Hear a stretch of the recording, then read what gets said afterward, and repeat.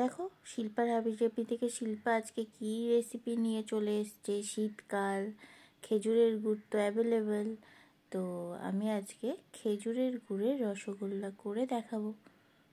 তো তার জন্য কি করলাম দেখো, লেবু দিয়ে, পাতি লেবুর রস দিয়ে আমি ছানা কেটে নিয়েছি। তো কি সুন্দর ছানাটা হয়ে গেছে দেখো।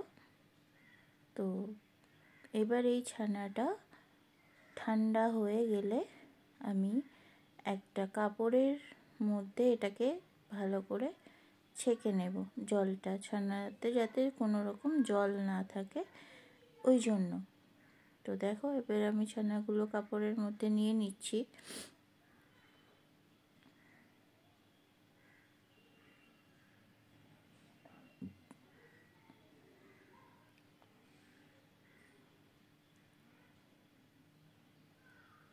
তো কাপড়ের মধ্যে নিয়ে এটাকে আবার দেখো আমি চিপে নেব খুব ভালো করে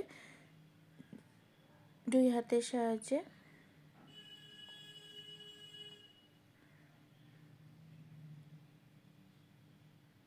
তো এটাকে চিপে নেওয়ার পরে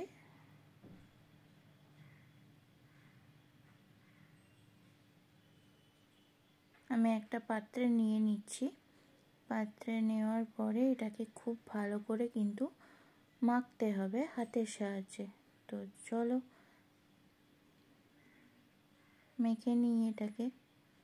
আর এদিকে দেখো আমি রস করব বলে জল নিয়ে নিয়েছি, জলটা বসিয়ে দিয়েছি গ্যাসের মধ্যে, আর সঙ্গে গুড়টা দিয়ে দিলাম, যেহেতু আমি খেজুরের গুড়ের রসগোল্লা করব তার জন্য।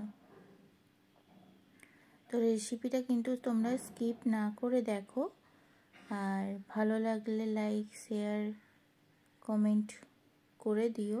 আর যারা নতুন আমার চ্যানেলে তারা সাবস্ক্রাইব করে আমার পাশে থেকো। তো লবঙ্গ নিয়েছিলাম, লবঙ্গ থেকে দেখো আমি বীজগুলোকে নিয়ে নিয়েছি।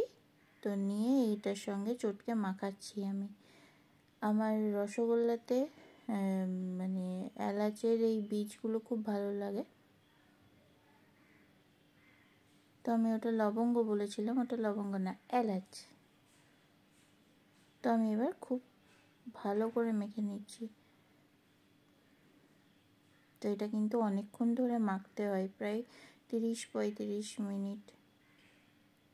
এখন দেখো ছানাটা পুরো শুকনো, যখন মাখা হয়ে যাবে তখন পুরো দলা পেকে যাবে, একদম রুটির ডোয়ের মতো হয়ে যাবে। দেখো কতটা নরম হয়ে গেছে। এখনও মাখা কিন্তু আমার হয়নি, আমি এখনও মেখে যাচ্ছি। তো এটা আমার মাখা হয়ে গেছে। এবার দেখো আমি এটার মধ্যে থেকে গোল গোল পাকিয়ে নিচ্ছি।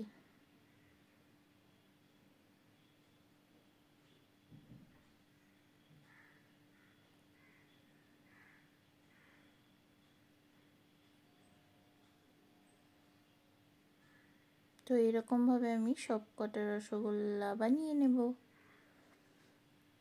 তো দেখো আমার রসগোল্লা রেডি। এই কটা হয়েছে 1 লিটার দুধে, মানে 1 লিটার দুধে ছানা বানিয়েছিলাম। আর এদিকে দেখো গুড়টা পুরো গলে গেছে, দিয়ে লাল হয়ে গেছে জলটা, মানে জল বলতে কি রসটা। তো আমি এর মধ্যে এবার ফুটে গেলেই রসগোল্লাগুলো ছেড়ে দেব।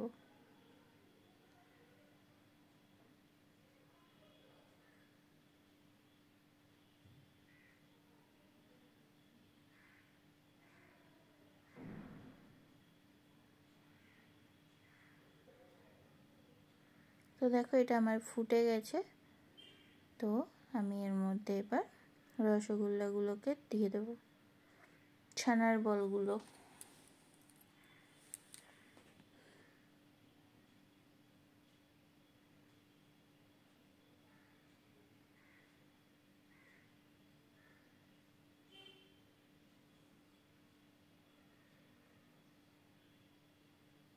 তো ফুলে এগুলো এবার যখন কালারিং হয়ে যাবে, আর দেখো কতটা করে ফুলে যাবে, এগুলো এখন ছোট ছোট কিন্তু অনেকটা ফুলে যাবে। তো ফুলে যাওয়া মানে আমার রেসিপি কমপ্লিট হয়ে যাবে। আমি এটা একটু ঢেকে দিয়েছিলাম, তারপরে দেখো ঢাকনা খোলার পর দেখো কালারটা কি সুন্দর হয়েছে আর কতটা ফোলা ফোলা হয়ে গেছে। তো খেতে কিন্তু ভালো হয়েছিল, একদম কলকাতার রসগোল্লা, গ্রামের রসগোল্লা কিন্তু হয়নি, এগুলো কলকাতার রসগোল্লাই হয়েছিল।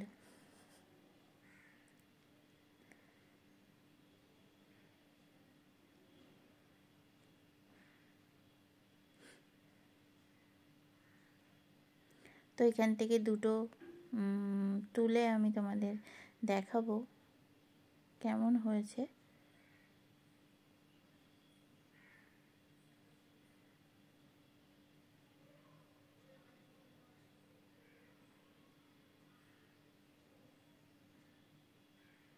তো এটা আমি উল্টে উল্টে দিচ্ছি যাতে দুই পিঠই সেম কালার হয়ে যায়, তার জন্য।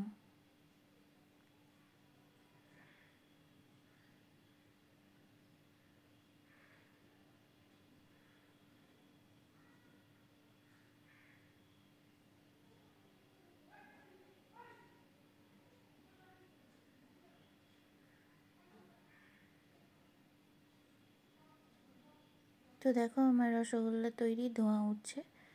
তো এটা আমি রস চিপে একটা খেয়ে দেখলাম, ভালোই হয়েছে। তো তোমাদের সঙ্গে দেখা হচ্ছে পরের কোনো রেসিপির সঙ্গে, ততক্ষণ টাটা।